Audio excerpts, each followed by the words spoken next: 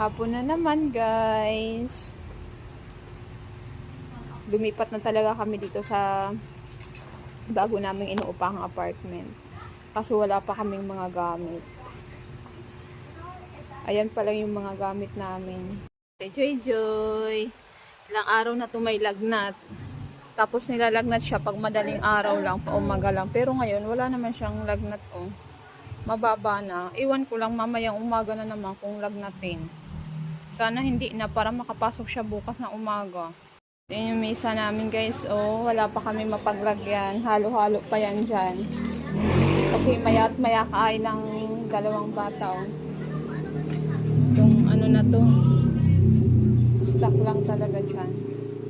Tapos nakabili na kami ng nakabili na kami ng stove.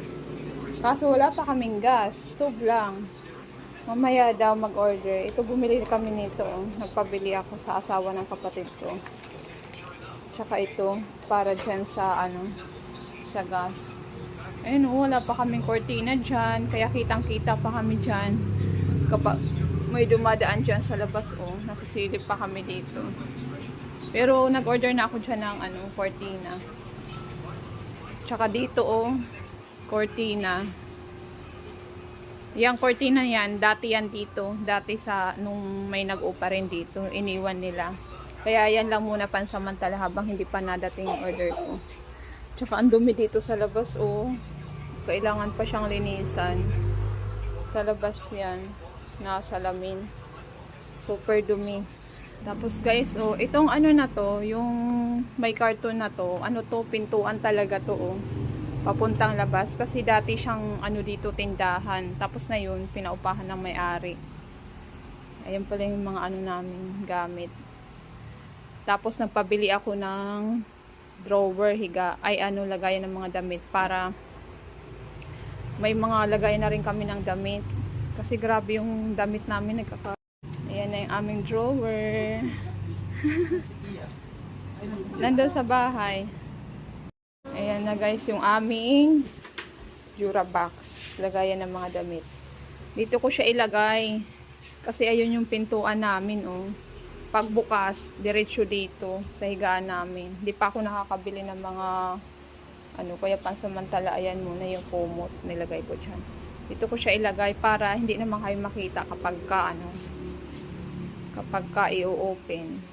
At least dyan.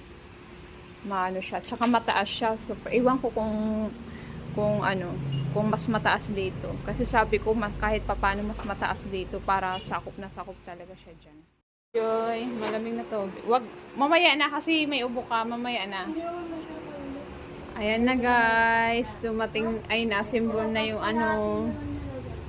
na-assemble na yung aming cabinet. Ayan, ganyan. Wala kang ginagawa. Medyo malaki siya. Tsaka may dalawang drawer dito sa ilalim. Tama na. Dito pa yung isa. Huwag mo lang tanggalin para alam natin yung pagkakasunod-sunod. Huwag mo tanggalin. Tapos ito yung sa baba. Okay na siya. May papaglagay na kami ng mga damit. Tsaka nalagyan na rin ng gas. Ayan na, kompleto na. Makakapagluto na kami mamaya, finally. Yun lang. Bye!